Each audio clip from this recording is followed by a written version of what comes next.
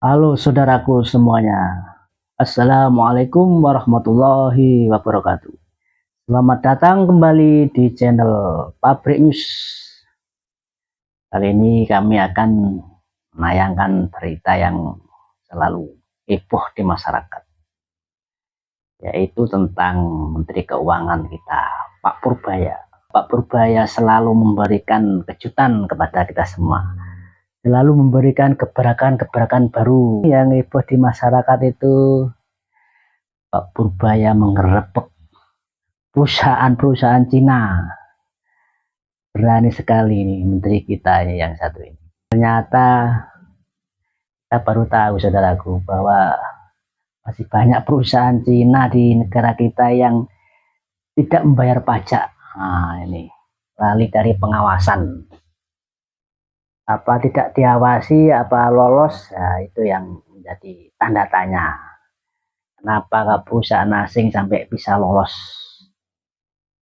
mengemplang pajak, membayar pajak? Keuangan kita itu melakukan gebrakan sidak. Ada beberapa perusahaan Cina ini disidak sama Menteri Purbaya, langsung didatangi ke perusahaannya. Tidak membayar pajak, apa ada yang membackingin? Nah, ini masih tanda tanya ini. Semoga cepat terungkap ini. Di sisi lain, nah ini Pak Luhut Bin Sarpanjaitan ini mengancam-ancam, berikan ancaman pada Menteri Purbaya. Jangan mengutik-utik kebijakan kementerian lain. Nah, itu katanya. Gimana ini? Selalu yang jadi masalah di negeri ini selalu ada Luhut Bin Sarpanjaitan yang jadi sumber masalah ini. Jadi Pak Luhut ini selalu ada di mana-mana. Lalu kebijakan-kebijakan Pak Luhut ini kebanyakan ini berpihak pada asing, jadi gak berpihak pada masyarakat. Ya itulah di negeri kita ini. Kalau ada orang pejabat-pejabat yang lurus, pejabat-pejabat yang membela rakyat loh, mementingkan kepentingan rakyat, pasti dijegal dari segala macam arah. Ya semoga para pejabat yang tidak jalan dengan rakyat tidak. Bagaimanakah beritanya? Kita simak videonya berikut ini. Merdeka, tambang ilegal warga Cina di Lombok. Nih baru ketahuan nih, tambang sebesar ini ilegal.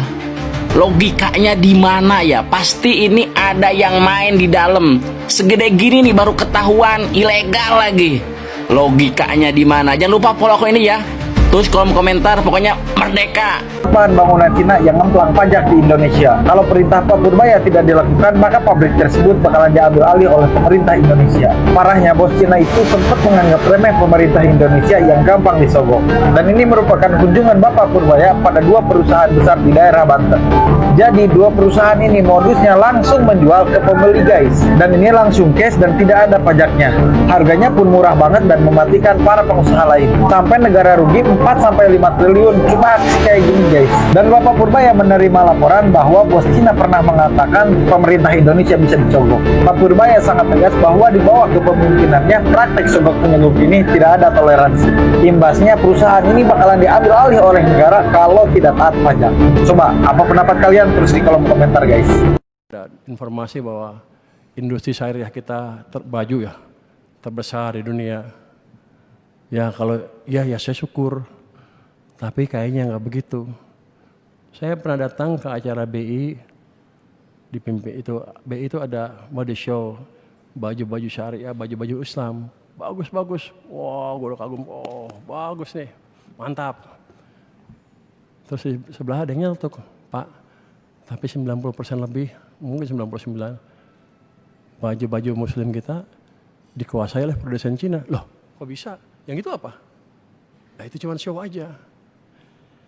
Jadi mungkin dari Cina masuk ini sebagian juga ilegal karena orang bea cukai saya mungkin lalai.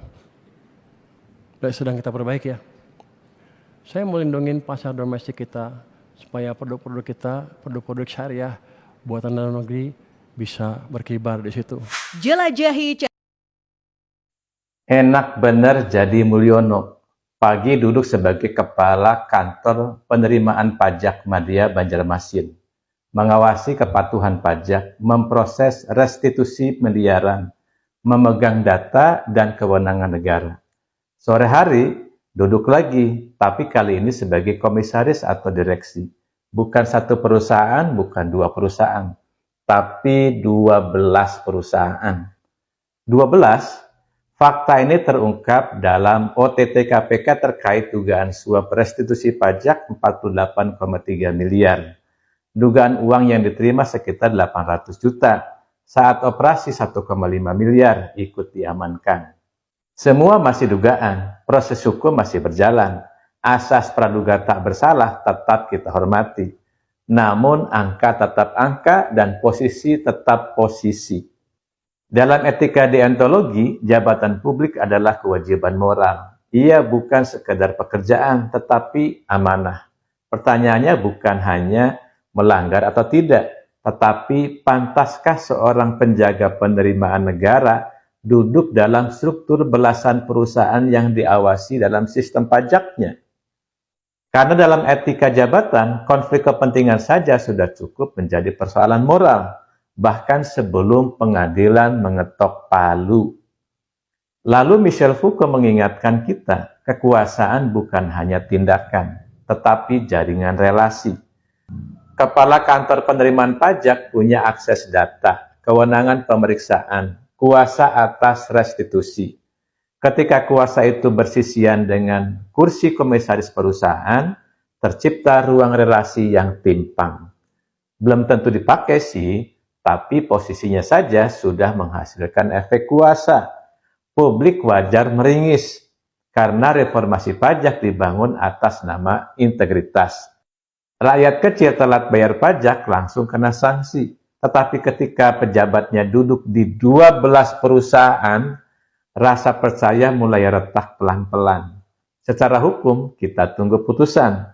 Secara moral, pertanyaannya sudah cukup.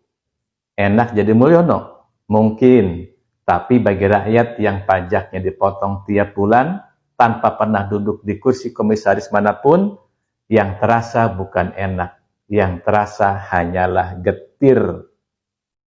Purbaya soal utang RI 9.637 triliun rupiah, pilih mana? Balik ke 1998 atau ekonomi selamat?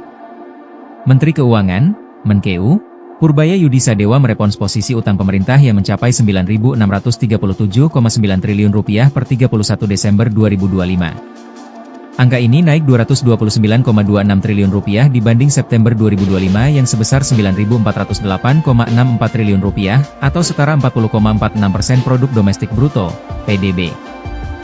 Purbaya menjelaskan kenaikan rasio utang tersebut merupakan konsekuensi dari tekanan pelambatan ekonomi yang melanda sepanjang 2025. Dia menekankan angka tersebut masih dalam batas aman karena di bawah ambang batas 60% PDB sesuai amanat UU Nomor 17 Tahun 2023 tentang Keuangan Negara. Ini kan kemarin terpaksa karena ada pelambatan signifikan. Pilihannya yang mana?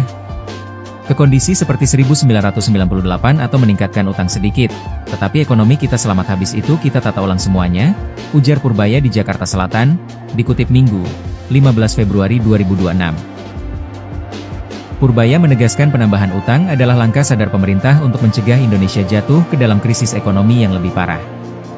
Struktur utang pemerintah tersebut terbagi ke dalam dua kategori utama.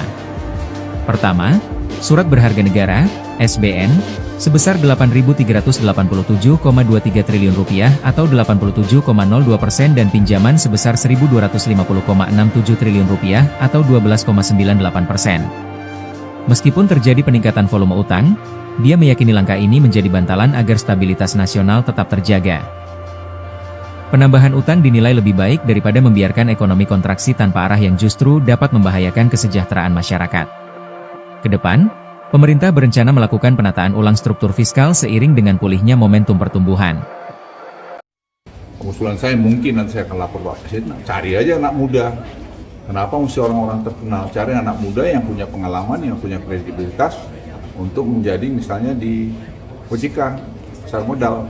yang tidak bisa diintervensi siapa-siapa gitu. Tapi tentu harus punya blessing dari presiden yang bisa lapor ke presiden setiap waktu. Yang selama ini komisioner terlalu berkuasa sehingga silo itu terjadi. Jadi saya pikir dengan berbasis AI, harus berbasis AI lagi, itu saya kira akan jalan. Kemarin memang kita agak kecewa bahwa saya kirim tim juga ke pasar modal untuk melihat berdiskusi mengenai AI. Mereka mengatakan mereka sudah punya, padahal menurut saya sih belum. Karena pengalaman India, begitu mereka melakukan reformasi dengan baik, membangun kredibilitas yang bagus, uang yang masuk, dana yang masuk itu 9 kali lebih besar dari dana yang keluar. Nah, kita juga berharap itu terjadi. Jadi saya pikir ini simpul-simpul kecil ini kalau kita satukan nanti dengan confidence yang bagus, dengan program presiden yang saya lihat juga sangat-sangat bagus, ya itu akan, saya tidak lihat ada masalah. Jadi market kita saya kira akan bagus.